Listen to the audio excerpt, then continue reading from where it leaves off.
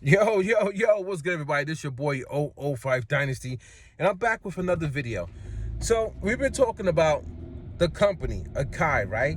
And, music production. On top of that, the products that they keep coming out with. So, currently, they're about to drop, supposedly, like this information that they're going to drop a device that's called Akai MPC sample. We understand this. We get this. Okay. So now, this is what I want to talk to you guys and girls about. What you see in Akai, the company right now, is not the same Akai that started out. Now, why do I say that? Because you guys are living off of the hype and the nostalgia and the clout and the popularity and fame that Akai had built up over the years when they first started. You guys don't even know who invented Akai, the company, man. You don't even know the family, man. You don't know the pops. You don't know the son that was involved with it. But their last name was Akai, man. And these people were so intelligent. They're from Japan. And what they did was they got into, electronics. But the thing that was so cool about them going into electronics, it was after like the wars and stuff, like in the 40s and stuff like that, right? 30s, the 1930s, 1940s. I think that's when the wars were. And then they started to rebuild Japan. And the guy, Akai, I forget his first name, got into electronics and got into like reel-to-reel tape. That's the reason why you can see Akai has machines, reel-to-reel tape, speakers. They have all this stuff that's besides the MPC. The MPC was later on introduced in the MPC Professional line, which was for like studio equipment, home studio equipment, things of that nature, right? So as time progressed, Akai progressed with time, right? But one thing that Akai did was they would take a system and do it better. They're similar to how I did Ghost Wave music, the genre. Take a system, or I took two systems, well, three systems. I took my system, the way I made beats, the way hip-hop did beats, and then how cinematic music developed sound compositions for film, and then I subtracted all of the flaws in each of those things and only put the positives, and that's how I came up with Ghost Wave, right? The genre of music which is known as cinematic air hop, a sound that floats. I did that.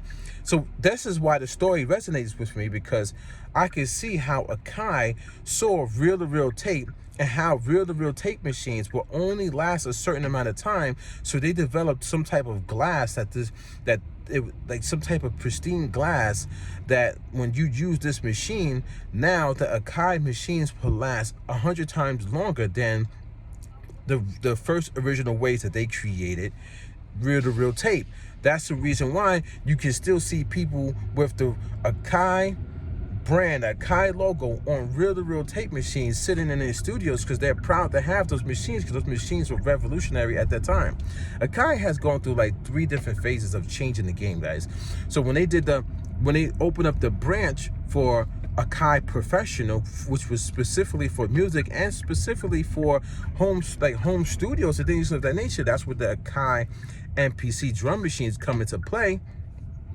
It was all about the quality of the product. Then they had somebody, and I'm skipping here, guys. There's a lot more to the story. Somebody that worked in Akai, one of these guys, literally, and I know his name, but it's skipping my mind because these people, they got different names. You know what I'm saying? It's from overseas.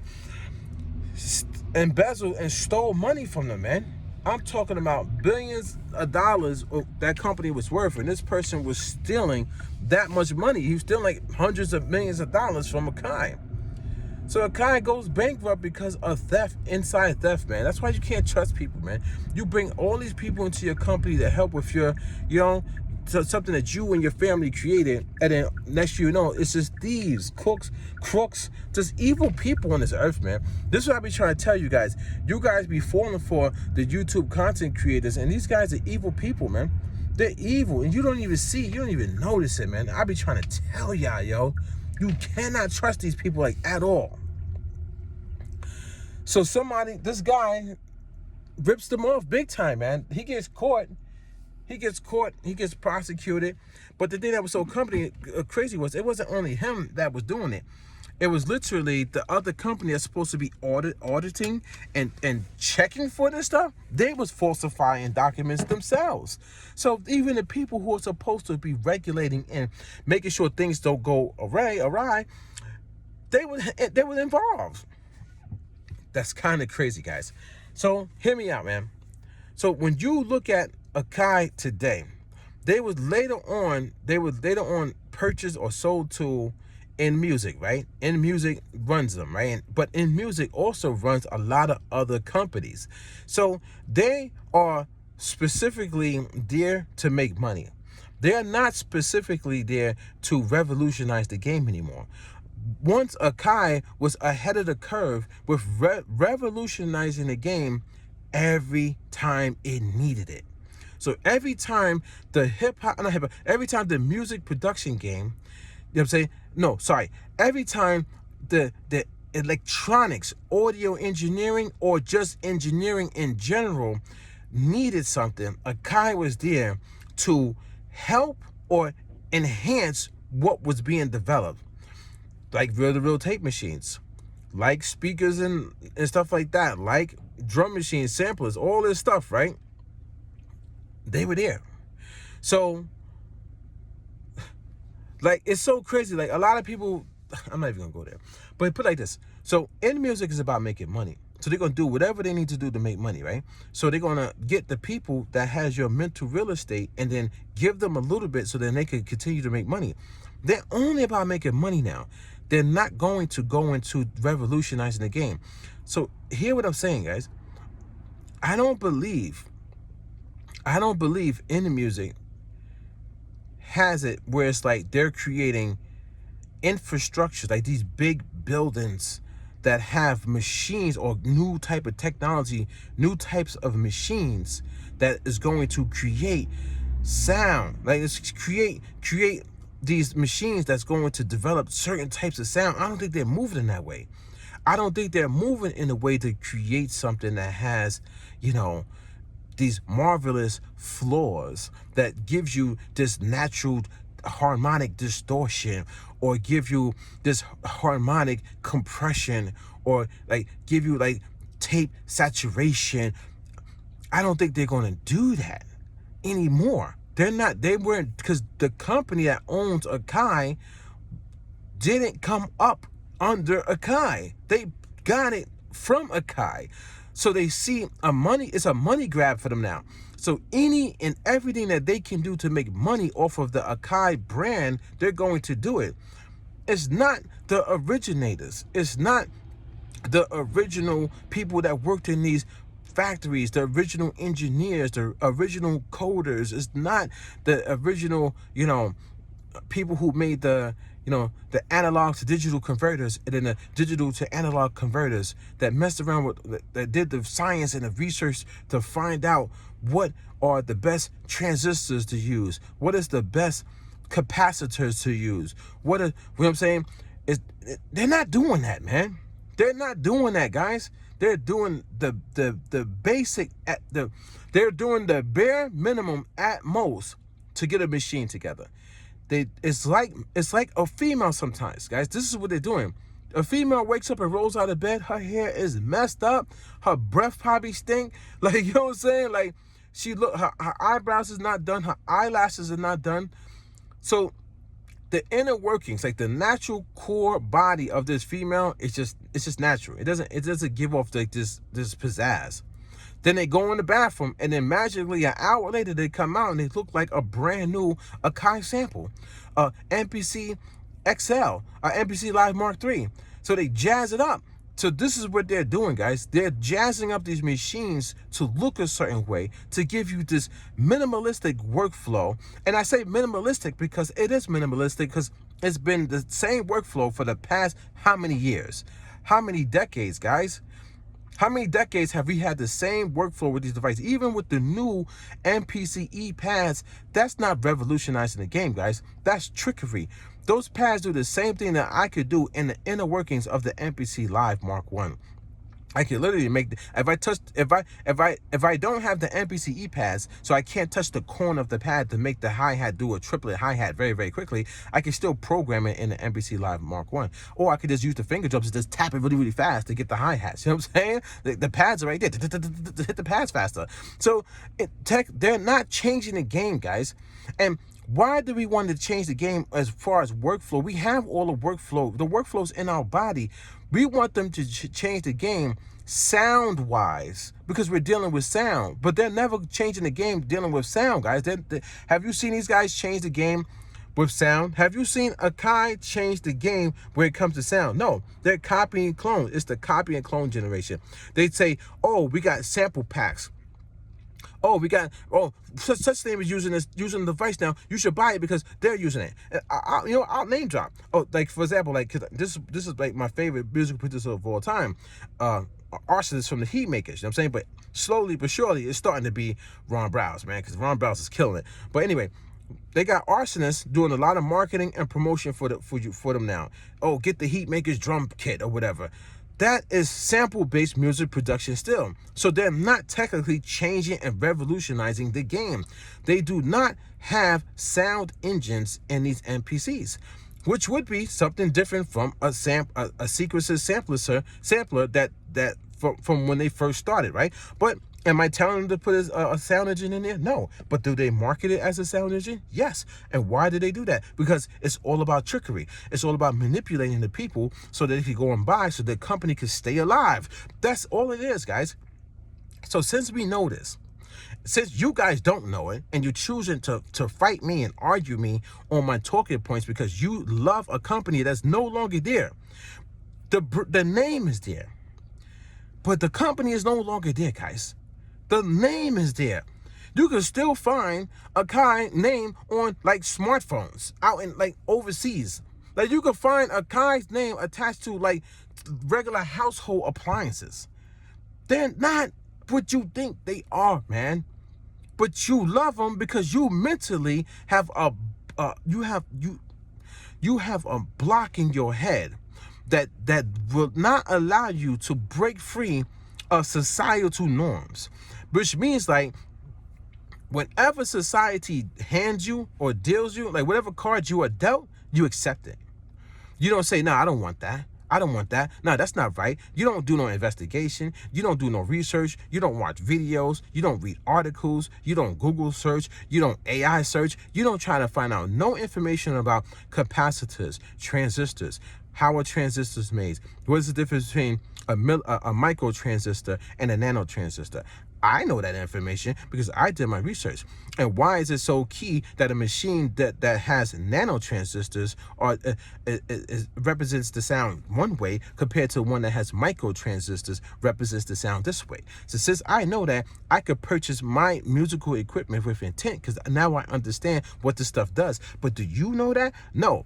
So do you know that they don't have the same machinery to make those older machines anymore because they're choosing not to do it because they are not Akai. They did not come up under the Akai umbrella, the original founders, the original engineers, the original architects, the original designers. They did not sit in the same board meetings as them. They don't know the information that was coming out in the 1950s. I believe Akai started around like 1940, 1950, 1960, around that time. But after all those wars over there and over there in like Japan and things of that nature, when they was rebuilding, and when they started to rebuild and work on technology and work on sound and all that stuff, they started to go along with analog reel-to-reel tape and home recording studios and professional studios too, and that infrastructure is not tied to inMusic and the company that owns the Akai brand name. So they're utilizing the name to make money and to put out machines that don't even compare to the older machines when we're talking about sound design, happy mistakes, Those machines were happy mistakes back in the days.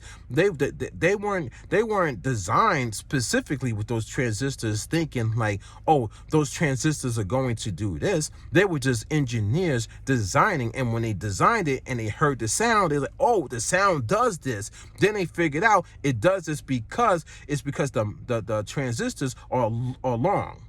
So then and it's not as many transistors. So then they started to say, we want to clean the sound. So that's when they started to get the nano transistors were smaller, move the signal along faster. You get a much cleaner sound. It's a lot less errors. It's a lot less fall off of the electrons flowing through those transistors. So since I know this, guys, I've been doing my research. I could literally talk about what's happening. You guys don't have a clue as to the history of Akai or music or how sound moves. Atoms, you don't even know what an atom is. You don't know what matter is. You don't know what molecules are. You don't know, man. You don't know what an atom is made of. I do, because I've been doing my research, studying chemistry, biology. I've been literally looking into chemistry and biology, guys, for music production. I could literally go into my studio and just make a beat and call it a day and try to get a placement and try to make money. But I'm looking into chemistry. I'm looking into biology. I'm looking at the elements chart, and I'm looking at the numbers and reading the numbers and showing you how many electrons and this and that. And I'm like, this is crazy. Because eventually one day I want to create my own device that's similar to how the original Akai creators, founders, thought about music production, the quality, but in a small form factor and price friendly for the consumer. That's where my mind is heading, guys. So yeah, I got Ghostwave, the musical genre, right? I have 005 Dynasty, my brand. I have 05 HJT, my ecosystem. I have my coin terms. My coin terms. I have my philosophy. I have my website, which is popping off, which is crazy right now. I also have my wiki. Guys, I have a lot going on, guys. And remember, I told you that the website denied me to get on it, whosample.com, saying like, oh, my song needed to be a commercial release. But that's the gatekeeping. I built my own section on my website that's exactly it's not ripping off the website, but it's going to perform. It's going to do the same service to get my songs that I sampled into search engines. I built it myself, guys, because I don't need that website. I could do it on my own. I could even get a .com that says like, I sampled this, and then start putting all my songs on there, that what I sampled, and I could put your songs on there because I have that type of mind, guys. I'm a leader without trying to even lead. I'm not going to let any company gatekeep and shut me down. Can you do that? Probably not. You want to know why? Because you're not educated enough. Because you choose not to be educated enough. You choose to follow these companies and whatever they say. You're so comfortable in just buying these devices over and over and over again. When it's the same device and it's just basically a new skin on it because you're brainwashed. I'm not brainwashed. That's the difference. So you guys and girls are going to keep doing what you want to do.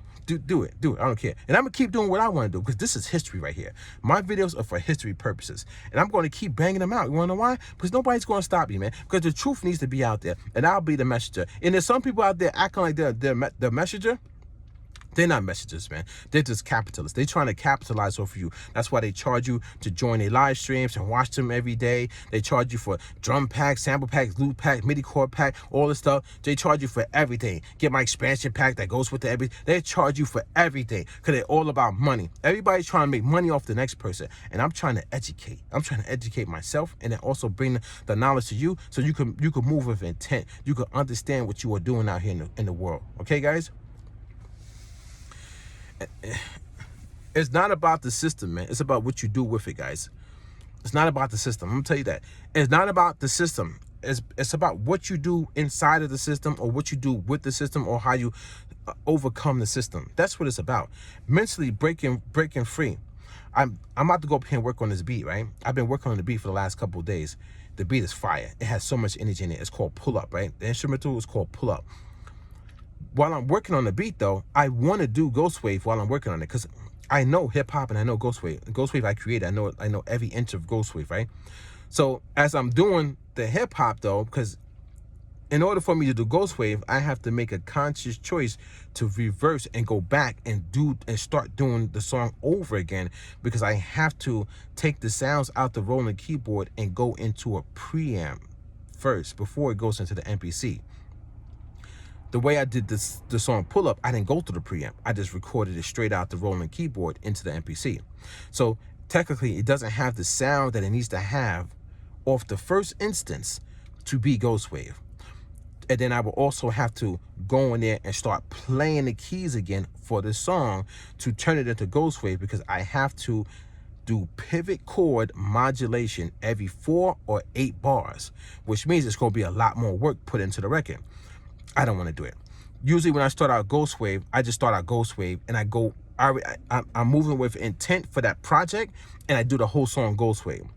It's a lot of work to go back from hip hop form into Ghost Wave. I got to go all the way back to the beginning again and start fresh.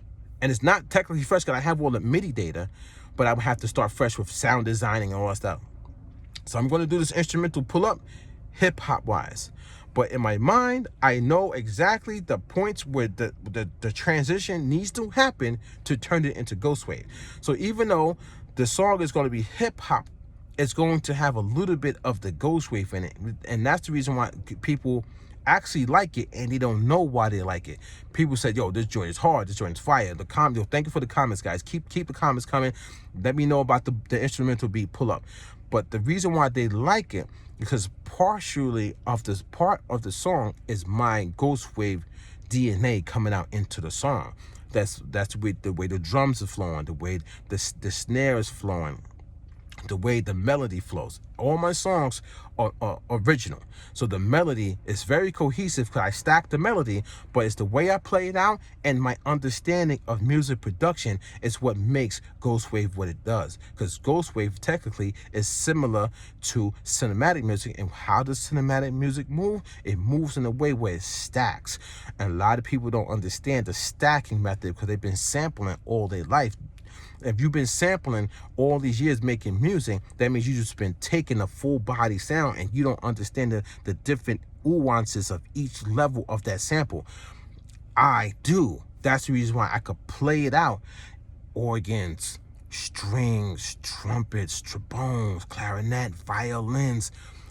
I could do it. Vocals. I could do it all and play it. Play it, guys, with my hands. Play it on my keyboard. Play it out. And then boom, it sounds so cohesive, angelic, cinematic, but it's put into a 4/4 time signature using similar techniques to hip hop, which ultimately creates Ghost Wave, which is cinematic air hop, a sound that floats. Do you get it now? It floats like a ghost. That's Ghost Wave, guys. That's Ghost Wave. So I'm gonna go in here and finish messing with this joint. But hear me out though, guys. Sometimes you'll come in contact with a company and it might not be the company anymore. The inner core workings are long gone. And if you could put that into your mind, start to understand that, you'll look at everything in a different light. Maybe the cereal that you eat, maybe it's not the same. And that's a proven fact. Some of these cereal brands were made very clean when they first started. Now they're made with chemicals and a whole bunch of ingredients. Why do you need to add all these chemicals, all these ingredients, when the cereal was once created very, very cleanly, very, very minimal ingredients? You guys got to wake up and pay attention and stop falling in love with the glitz and glamour. Entertainment has ruined you. Entertainment has ruined you. This your boy, 005 Dynasty. Don't forget to Google me, Jamel Pearson, Jamel Marshall Pearson, or 005 Dynasty. Any one of those searches will bring up yours truly. This your boy, 005 Dynasty. Don't forget to Google me. I'll catch you on the next one. I'm out.